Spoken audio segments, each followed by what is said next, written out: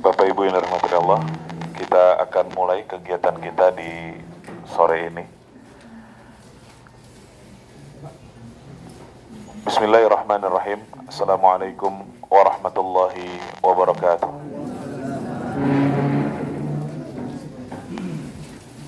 Innal hamdalillah nahmaduhu wa nasta'inuhu wa nastaghfiruh wa na'udzu billahi min syururi anfusina wa sayyiati a'malina.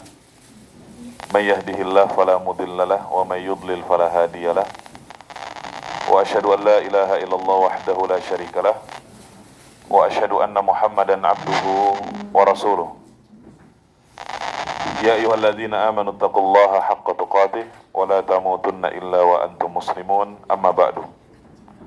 Puji syukur kita panjatkan atas kehadirat Allah Subhanahu wa taala yang telah melimpahkan kepada kita berbagai macam nikmat dan karunia. Salawat dan salam semoga senantiasa tercurahkan dan terlimpahkan kepada Nabi kita tercinta Muhammad sallallahu alaihi wasallam, keluarga beliau yang beriman, para sahabat beliau tanpa terkecuali, dan orang-orang yang senantiasa mengikuti petunjuk beliau sampai hari kiamat nanti. Bapak Ibu yang dirahmati Allah Subhanahu wa taala, sebagaimana yang telah disampaikan bahwa kegiatan kita di sore hari ini adalah pemantapan manasik umroh, yang mana insya Allah besok kita akan bertolak dari kota Madinah menuju kota Makkah dalam rangka melaksanakan inti daripada perjalanan kita, yaitu melaksanakan ibadah umrah. Terkait dengan keutamaan umrah sudah kita jelaskan, sudah kita sampaikan saat kita melaksanakan manasik di Jakarta kemarin. Hari ini fokus kita adalah membahas tentang pemantapan manasiknya. Sehingga saya akan fokus kepada amalan-amalan umrah. Ini untuk mengefisiensikan waktu kita ya, supaya waktu kita efisien. Maka saya akan langsung membahas kepada amalan-amalan umrah. Amalan umrah ada 4. Yang pertama berihram, yang kedua tawaf, yang ketiga sa'i, yang keempat tahallul. Ya, saya ulangi sekali lagi, amalan umrah itu ada 4. Yang pertama berihram, yang kedua tawaf, yang ketiga sa'i, yang keempat tahallul. Berihram secara bahasa, ihram itu artinya adalah pengharaman, di mana saat kita sedang berihram ada hal-hal yang harus kita tinggalkan, tidak boleh dikerjakan. Dan itu boleh dikerjakan kembali ketika kita tahallul. Tahallul itu artinya penghalalan. Ya, logikanya sama seperti mengerjakan sholat, Bapak Ibu. Sholat itu diawali dengan apa? Takbiratul ihram, takbir pengharaman. Sebelum sholat kita boleh ngobrol, sebelum sholat kita boleh makan, ya. Tapi ketika kita sudah mengucapkan Allahu Akbar, ketika kita takbiratul ihram, nggak boleh sambil ngemil, ya, nggak boleh sambil ngunyah permen, nanggung, ya, belum habis dikunyah dulu, padahal udah takbiratul ihram, ya, nggak boleh, ya, nggak boleh ngobrol. Udah takbiratul ihram masih ngobrol sama sebelah, nggak boleh. Ya, kalau anak-anak kecil sering kita lihat kayak gitu tuh, ya, nggak boleh kayak gitu. Maka ketika kita berihram untuk melaksanakan ibadah haji atau umrah, ada perkara-perkara yang nggak boleh kita kerjain. Misalnya, ya, buat bapak-bapak pakai kopiah menutup kepala langsung, ya, nggak boleh. Atau pakai kain ihram. Karena mungkin kedinginan di bis, ya, kedinginan di kereta, dingin Ustaz, ditutup pakai kain ihram, nggak boleh, ya. Atau misalnya pakai kaos kaki, itu juga nggak boleh. Ya, buat bapak-bapak. Kalau buat ibu-ibu boleh nggak? Bukan boleh, wajib. Emang harus, emang kudu kalau kata orang kita mah. Ya, emang harus kalau buat perempuan. Ya, jadi intinya yang pertama adalah berihram. Berihram dan ditandai ketika kita berihram adalah dengan mengucapkan niat umrah. Ya, mengucapkan niat umrah yang bunyinya labbaik Allahumma umratan. Ya Allah, aku penuhi panggilanmu untuk umrah. Ya. Tapi sebelum kita berihram ada perkara-perkara yang harus kita perhatikan. Pertama, kita disunahkan mandi dulu. Mandi ihram. Mandi ihramnya kayak gimana? Kayak kita mandi wajib. Ya. Mandi junub atau mandi selesai dari haid kalau buat perempuan. Ya itu sama tuh tata caranya. Bukan kayak mandi biasa jebar-jebur, guyur-guyur, enggak. Ada tata cara khusus untuk mandi wajib. Ya. Nggak usah diajarin ya, insya Allah mah bisa ini mah, ya. Kalau diajarin lagi panjang lagi ntar kajian kita, ya. Kemudian kalau memang perlu ngebersihin tubuh, lakukan sebelum berihram dari mikot, ya. Lakukan sebelum berihram. Ya. Misalnya harus potong kuku ketika udah panjang, ya, atau mencukur kumis, ya.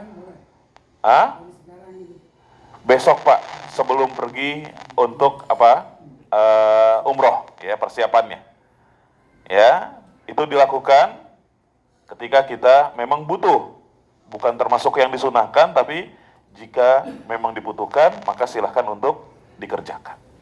Yang sunnah itu mandinya, ya, yang sunnah itu mandi ihram. Buat bapak-bapak sebelum mengucapkan niat umroh boleh pakai minyak wangi.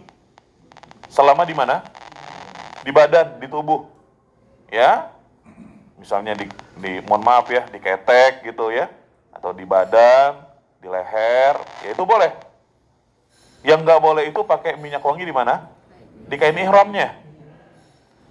Terus nanti kalau misalnya kita habis pakai minyak wangi nempel di kain ihram, gimana dong Zat? Nggak apa-apa. Yang penting kita nggak makein kain ihram dengan minyak wangi. Kalau nempel mah itu udah konsekuensi. Itulah yang dilakukan oleh Rasulullah SAW ketika beliau berihram. Aisyah makein minyak wangi di tubuh Rasulullah SAW. Ya. Kemudian, ya, setelah itu para jamaah sekalian yang dirahmati Allah, tentunya berihram itu adalah dikerjakan dari miqat sesuai dengan negeri masing-masing. Karena kita berasal dari Madinah, maka miqat kita adalah mengikuti miqatnya penduduk kota Madinah. Dan miqatnya penduduk kota Madinah itu adalah Dzul Hulaifah. Ya.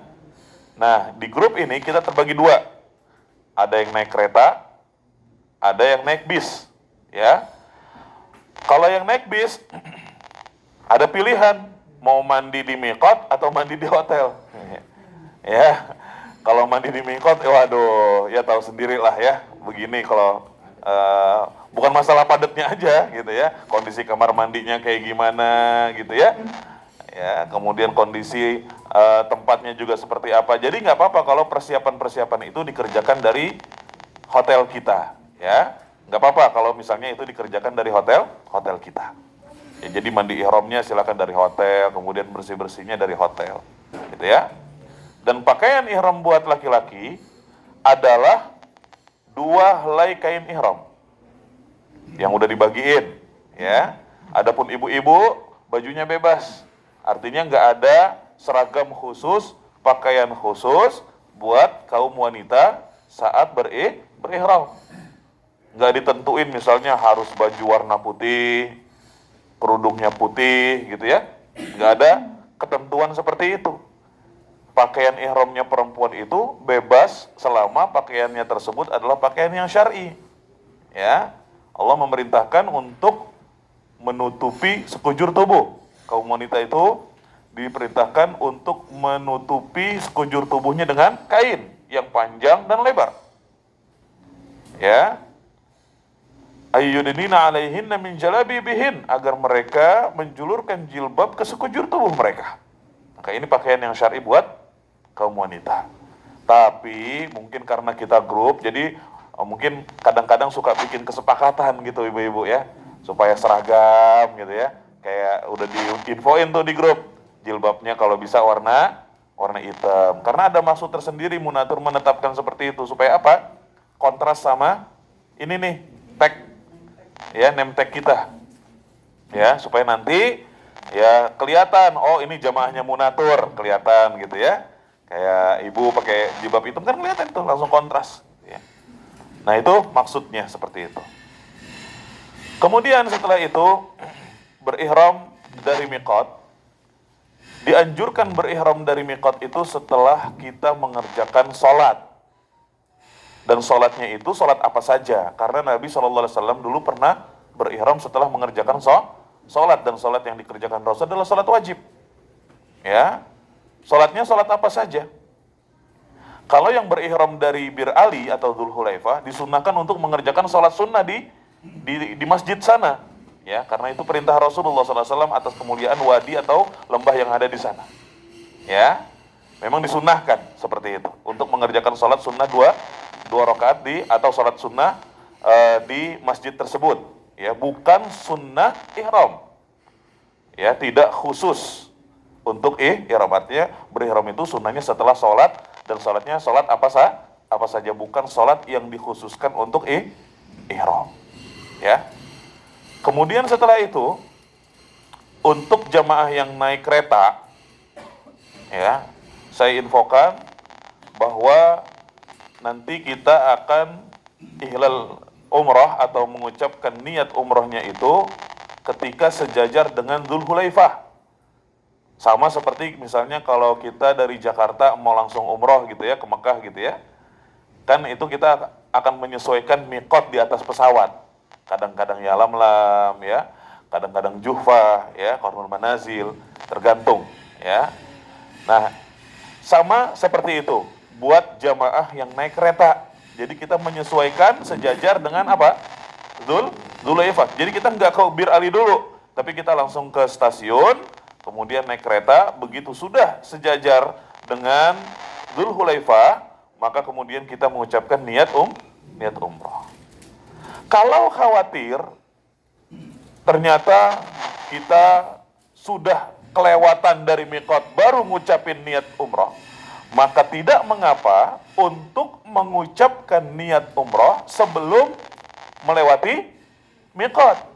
Karena itu lebih selamat daripada lewat miqat tapi kita belum berihram. Ya. Jadi mungkin nanti kalau untuk bapak-bapak, ibu-ibu yang naik kereta, mungkin saya arahkan nanti ketika kita sudah naik kereta, sudah duduk di kursi masing-masing, kita akan ingatkan untuk segera mengucapkan niat umroh, karena sejajar dengan miqat itu kurang lebih 5 menit setelah kereta berangkat. Jadi terlalu cepat nanti, 5 menit sampai 7 menit. Kalau udah lewat ternyata udah jauh, ternyata kemudian sudah lewat miqat dan kita belum berihram, ya dikhawatirkan itu malah justru terjatuh ke dalam larangan dalam atau pelanggaran dalam berihram, ya, seperti itu. Maka lebih selamat, meskipun dimakruhkan oleh banyak ulama mengucapkan niat umrah sebelum miqat, tapi kalau memang kebutuhannya mendesak, ya, seperti kasus yang barusan kita ceritakan, maka tidak mengapa untuk mengucapkan niat umrah sebelum miqat, ya. Dan ini pendapat yang dijelaskan oleh Syekh Abdul Muhsin, ya, Al-Abbad hafizahullah. Ya, ini kitabnya saya bawa nih kan. Ya, rujukannya ada di sini. Ya. Maka ini yang pertama, berihram dari miqat. Persiapannya kapan? Persiapannya apa saja? Mandi, ya, bersih-bersih, ya. Kemudian itu dikerjakan di mana? Di hotel, ya, di hotel. Jadi nanti silakan sebelum zuhur mandi ihram dulu. Jadi begitu berangkat zuhur sudah dalam keadaan selesai mandi ihram. Ya, pulang ke hotel masing-masing, makan siang, bapak-bapaknya udah ganti ihram. Ya, bapak-bapaknya udah ganti ihram, ibu-ibunya udah pakai seragam yang disepakatin deh tuh, ya. Kemudian setelah itu kita akan ke lokasi masing-masing. Yang naik bis akan ke Bir Ali, yang naik kereta akan langsung ke stasiun. Ya, yang di Bir Ali silahkan nanti di sana sholat sunnah dulu, ya. Kemudian nanti mengucapkan niat umrohnya di bis kalau bisa, ya. Di atas bis kalau bisa. Nanti dibimbing oleh Ustadz Fudel, ya. Yang di kereta, ya nggak mungkin nanti kita mengerjakan sholat sunnah di sana, jadi nggak apa-apa kita langsung mengucapkan niat umroh, ya, di atas kereta. Ya. Setelah mengucapkan niat umroh, ya, maka mengucapkan syarat, ya, yaitu fa in habasani habis fa mahilli haitsu habastani, ya, atau Allahumma mahilli haitsu habastani. Supaya apa? Kalau la qadarullah kita tertahan di suatu tempat tidak bisa menyelesaikan umroh kita, maka kita boleh bertahallul di tempat kita tertahan, ya, dan tidak harus membayar denda dan tidak harus mengqada umroh kita. Tapi kalau misalnya kita tidak mengucapkan kalimat ini, la qadarullah, kemudian kita tertahan di suatu tempat sehingga kita tidak bisa menyelesaikan umroh kita, ya, maka kita harus membayar denda dan harus mengulang umroh kita. Kalau kita tidak mengucapkan kalimat tersebut, maka lebih selamat adalah kita mengucapkan apa? Kalimat syarat tadi, ya, disebut dengan kalimat syarat. Fa in habasani habis fa mahilli haitsu habastani, atau kalimat yang berbunyi Allahumma mahilli haitsu habastani. Ya Allah, tempat tahallulku adalah di mana aku tertahan. Ya. Maka setelah mengucapkan niat umrah, mengucapkan talbiyah, niat kalimat syarat, harus ada yang ditinggalkan. Ya, tadi nggak boleh pakai peci, nggak boleh pakai pakaian yang membentuk tubuh berjahit, ya. Kemudian nggak boleh pakai parfum lagi, nggak boleh nyukur rambut lagi. Buat bapak-bapak nih, ya. Ya, ibu-ibunya juga nggak boleh nyukur rambut, nggak boleh pakai parfum, ya, bapak ibunya.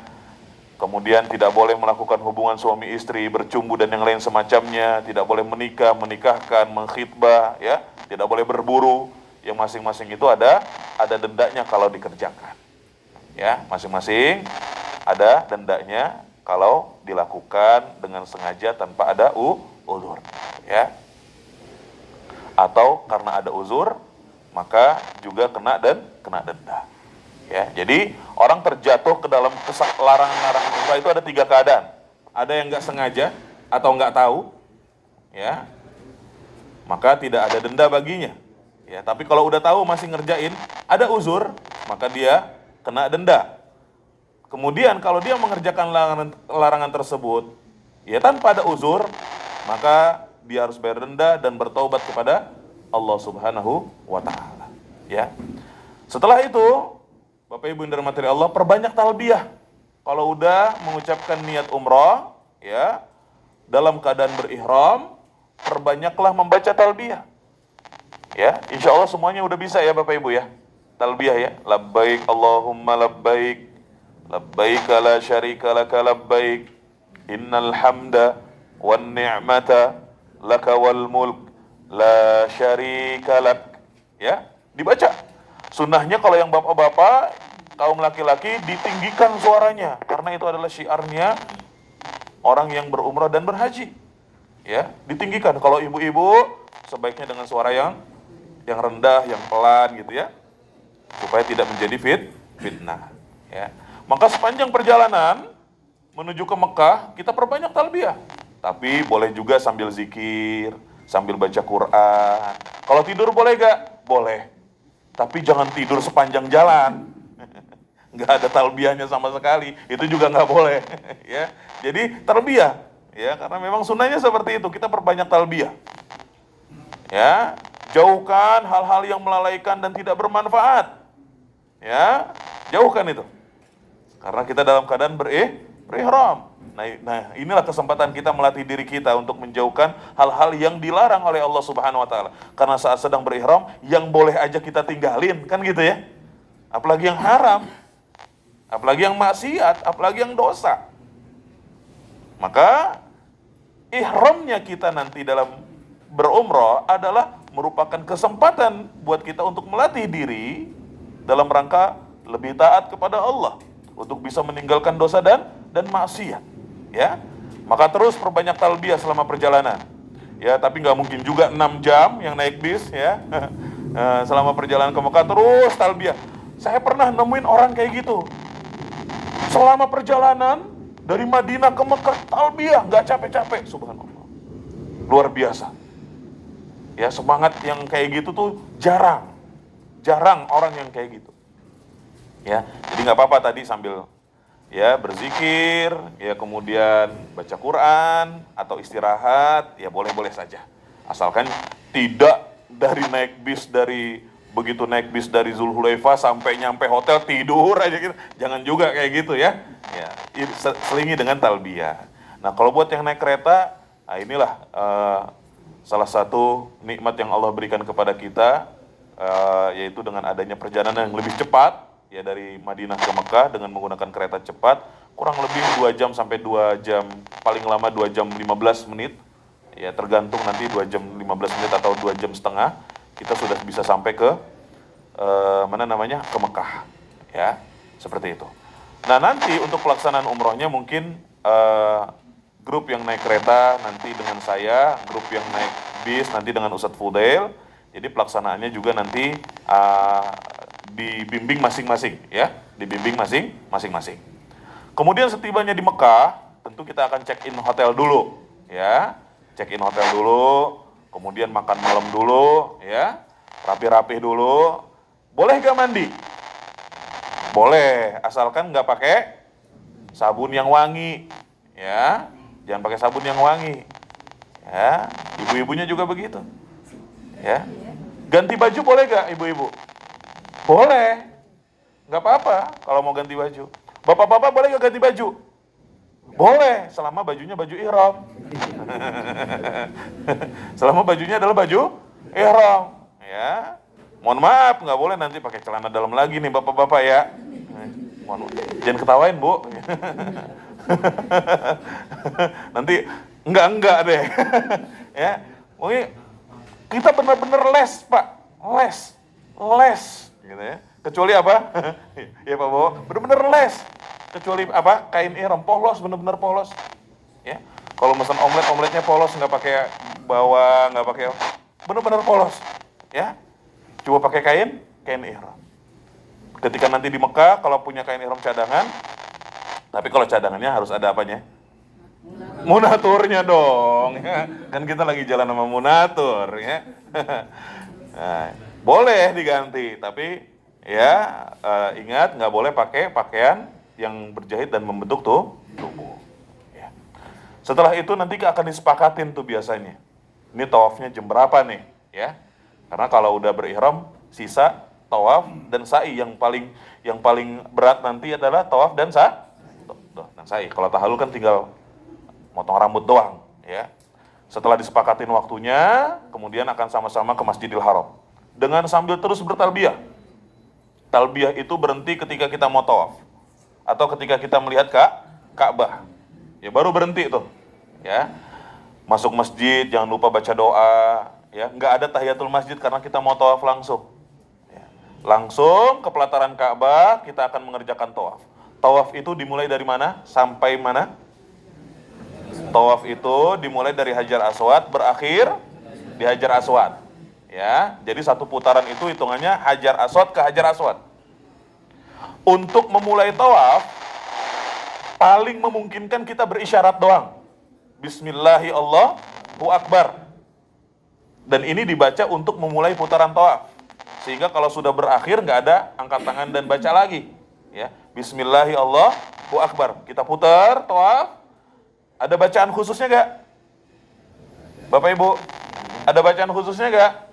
Nggak ada, kecuali dari Rukun Yamani ke Hajar Aswad. Bacanya apa? Doa sapu jagat. Rabbana atina fid dunya hasanah wa fil akhirati hasanah wa qina adzabannar. Ya Allah, berikanlah aku hasanah di dunia dan di akhirat juga kasih hasanah ya Allah. Bukan nama orang ya Bapak-bapak ya. Hasanah di dunia, hasanah di akhirat jangan, ya.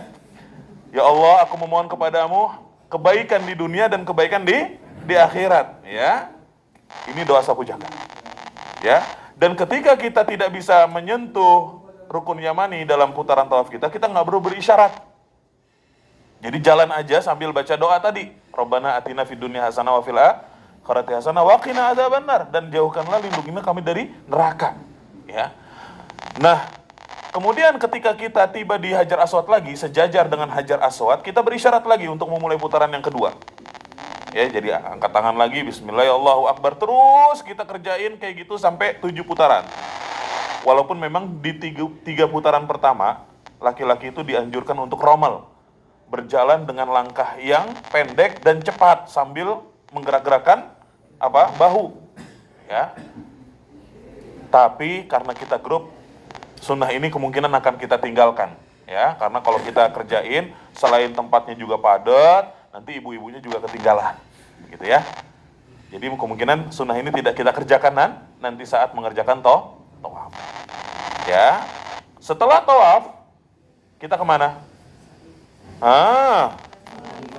Ke belakang maqam Ibrahim, ya, sambil membaca apa? Wattakhidhu mim maqami Ibrahima musalla. Kemudian ngerjain apa lagi? Salat sunnah selesai tawaf 2 rakaat di belakang makam Ibrahim, atau kalau penuh sesak di situ, kita boleh ngerjain di mana? Di tempat lain selama di Masjidil Haram. Ya, 2 rakaat. Sunnahnya salatnya pendek karena di rakaat yang pertama setelah Al-Fatihah baca Al-Kafirun. Ya, rakaat yang kedua setelah Al-Fatihah baca Al-Ikhlas. Ya, sunnahnya pendek. Setelah sholat sunnah, ngapain? Minum air zam-zam. Ya, sambil diguyurin ke kepala. Ya, sambil diguyurin ke kepala. Lalu setelah itu balik lagi ke Hajar Aswad kalau memungkinkan. Kalau tidak, boleh langsung kemana? Ke tempat sa'i. Ya, ke tempat sa'i. Nah, ketika kita menuju Bukit Sofa, kita baca inna safa wal marwata min sya'airillah. Kemudian membaca abda'u bima bada Allahu bihi. Ya, jadi ketika menuju Bukit Sofa kita membaca ini. Inna safa wal marwata min sya'airillah. Kemudian membaca apa? Abda'u bima bada Allahu bihi.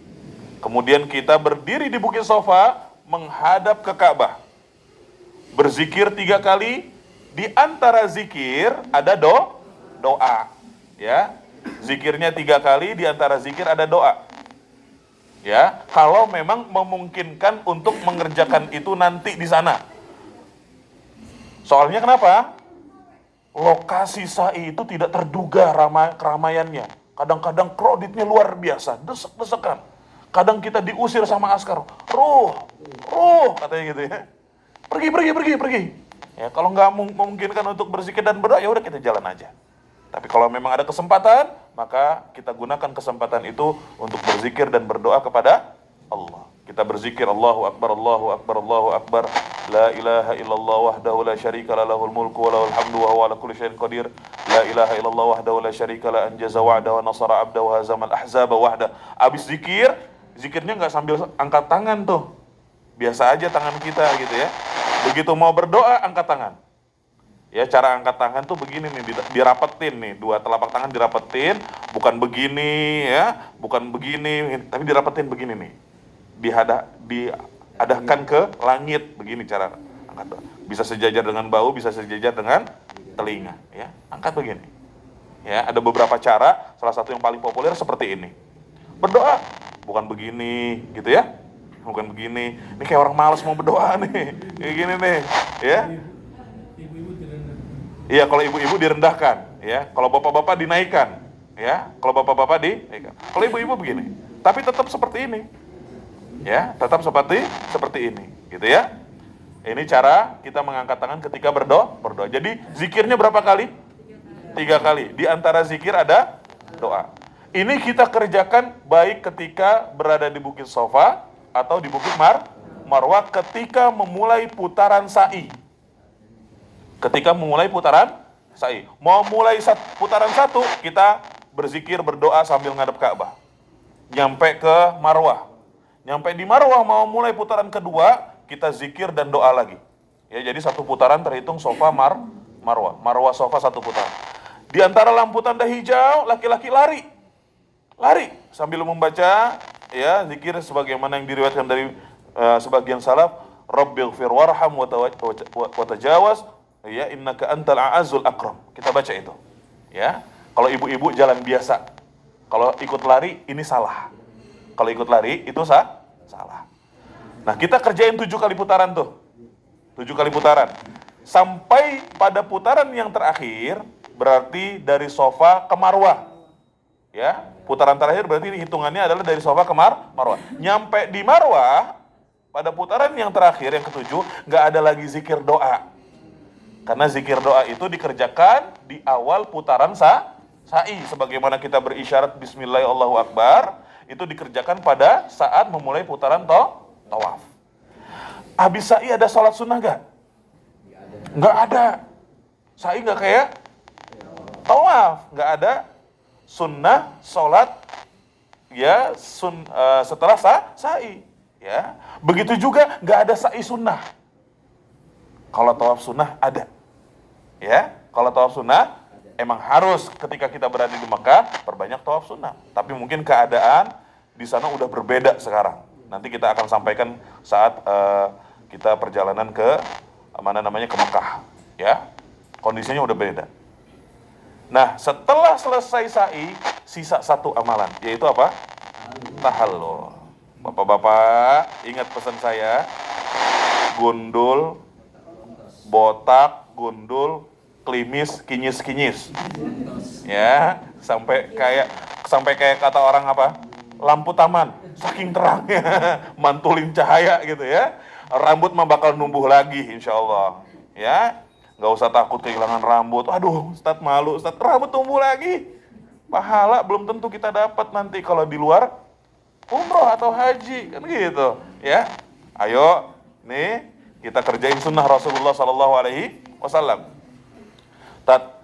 Jangan sampai pelontos deh. Gitu. Kayaknya gimana gitu kalau pelontos. Apalagi kalau misalnya sebagiannya ngeri saat ngeliat ininya nih. Apa namanya? Silet nih. Ya. Kalau 1 senti boleh gak? Ya boleh aja. Ya, tapi memang lebih afdol adalah dibotak ya dengan menggunakan silet sampai klimis. Ya, klimis kinyis kalau kata orang. Ya. Didoain 3 kali kalau kayak gitu sama Rasul. Ya. Kalau yang memendekin doang, didoainnya cuma sekali. Ya. Ya Pak Lode ya. Kita botakin ya. Ini belum tahu nanti apakah termasuk fasilitas atau tidak. Ancar-ancar siapin biaya 10 real per kepala ya untuk dibotak ya. Siapin biaya 10 real. Kalau buat ibu-ibu, saya tidak menyarankan tahallul di Bukit Marwah. Kenapa? Ibu-ibu ini ibarat mutiara yang sangat berharga, harus dijaga. Makanya aurat mereka nggak boleh terlihat oleh orang lain. Ya, kalau tahallul nanti di mana? Di Bukit Marwah, terus kemudian ada laki-laki lewat, kelihatan tersingkap auratnya. Ya, jangan kayak gitu. Maka lebih baik tahallulnya di mana? Di kamar hotel aja. Ya, di kamar hotel aja dan tidak ada syarat orang yang mentahallulkan harus tahallul dulu. Ya, nggak ada syarat begitu. Bahkan sebagian ulama mengatakan boleh dia tahallul sendiri juga boleh kalau bisa. Dan ibu-ibu adalah tahallulnya dengan cara mengumpulkan seluruh rambut kepala dari depan sampai belakang. Ya, kemudian diambil 1 ruas jari. Diambil berapa? 1 ruas jari, ya. Bukan jadi 1 senti. Ntar bapaknya kaget, lah, kok sama? Siapa ini? Enggak, bukan jadi 1 senti, 1 ruas jari doang, ya. Ya, karena rambut itu buat ibu-ibu ya kayak mahkota buat mereka lah, gitu ya. Nah, setelah selesai tahallul berarti umroh kita selesai. Ya, harapannya adalah dengan kita berumrah sesuai dengan tuntunan Rasulullah Sallallahu Alaihi Wasallam. Karena itu yang paling penting. Kenapa? Kaum muslimin dari berbagai macam daerah, dari berbagai macam negara melaksanakan umrohnya itu kadang-kadang nggak sesuai sunnah Rasul. Ya, ketika tawaf, zikirnya bareng-bareng, suaranya keras, kita ngeliatnya malu. Ya, karena yang kayak gitu asing di sini. Ya, kemudian di sa'i ya bahkan nyanyi Indonesia Raya ketika di sa'i. Waktunya kita ibadah, ya. Jadi fokusnya adalah zikir. Kalau memang kita nggak hafal zikir apapun, usahakan zikir dengan 4 kalimat. Subhanallah, alhamdulillah, wala ilaha illallah, wallahu akbar. Ini adalah kalimat-kalimat yang paling dicintai oleh Allah Subhanahu wa ta'ala. Saat kita nggak bisa zikir apa-apaan, ya udah paling nggak inilah zikir yang kita baca. Subhanallah, walhamdulillah, wala ilaha illallah, wallahu akbar. Gampang ya? Bisa, kalau ini mah bisa semua orang. Ya, harus bisa, ya. Nah, ini paling tidak seperti itu. Kemudian doanya nggak harus pakai bahasa Arab. Ya, pakai bahasa Kalimantan boleh gak, Sat? Ya boleh aja. Pakai bahasa Butan boleh gak? Ya boleh, Pak, boleh, bebas. Tapi memang yang terbaik kalau mau berdoa dengan doa-doa yang ma'thur. Doa-doa yang asalnya dari Al-Quran atau yang diajarin sama Nabi SAW. Ya, jadi kalau memang bisa menghafal doa-doa tersebut itu lebih baik. Tapi kalau misalnya mau berdoa dengan bahasa sendiri, insya Allah Allah itu maha mengerti, insya Allah. Ya, saya kira inilah pemantapan manasik yang bisa kita sampaikan di sore hari ini. Dan setelah ini akan disampaikan terkait dengan teknis, ya, untuk check out kita besok. Ya, sebelumnya Ustadz Fudel ada yang mau ditambahkan? Silakan Ustadz Fudel. Hah? Kamil. Udah. أظن كامل. Taib. Ma fi ziyadah? Taib. Ya. Setelah ini akan disampaikan terkait dengan teknis. Namun sebelum itu ada yang mau bertanya? Silakan, Bu. Pertama kan kalau kita mandi sebelum ke ihram itu kan kita berniat, itu kan kamar hotel kan sabunnya ada baunya ya, itu boleh nggak? Selama kita belum mengucapkan niat umroh, labbaik Allahumma umrotan, boleh. Ya, makanya tadi setelah mandi bapak-bapak masih boleh pakai minyak wangi tuh. Yang nggak boleh itu adalah setelah kita mengucapkan apa? Niat umroh, ya. Yaitu membaca apa? Labbaik Allahumma umrotan. Sebelumnya saya mau tanya, ini umrohnya buat sendiri-sendiri atau ada yang mau badal? Ada yang mau sendiri, ada yang mau badal gak? Badal itu syaratnya orang yang mengumrohkan itu sudah pernah berumroh dulu untuk dirinya. Kalau belum pernah umroh, ya umroh dulu buat diri sendiri. Ya, ada yang mau badal? Karena nanti bacaannya beda lagi, ada tambahannya. Bu Iva ada badal? Oh enggak. Nanti kalau Bapak Ibu ada yang membadalkan orang lain, berarti nanti pahalanya dikhususkan untuk orang yang dibadalkan. Ya, dikhususkan untuk orang yang dibadalkan. Tapi Bapak Ibu bisa dapat pahala misalnya dari sholat di Masjidil Haram, di Masjid Nabawi. Ya, tapi pahala umrohnya khusus untuk orang yang dibadalkan. Ya, saya kira mau umroh buat sendiri-sendiri ya, karena pengen juga dapat pahala kan gitu ya. Mudah-mudahan nanti di lain kesempatan Allah panggil lagi Bapak Ibu ke sini, dilapangin lagi rizkinya oleh Allah, ya, bisa umroh lagi, bisa haji lagi, munatur tentunya ya. Ada iklan terselubung nih Bapak Ibu ya. Ya, jadi seperti itu. Ada lagi yang mau bertanya Bapak Ibu? Cukup? Silakan. Tadi yang sebelah saja kan disidangkan. Oh iya. Iya, jadi kalau ibu-ibu cukup ambil air sedikit, dibasahin aja kerudung di atas kerudungnya. Nggak usah harus diguyurin, Bu. Ya, nggak usah harus diguyurin, ambil aja sedikit, dicepek-cepek kalau bahasa kita gitu ya. Ya, nanti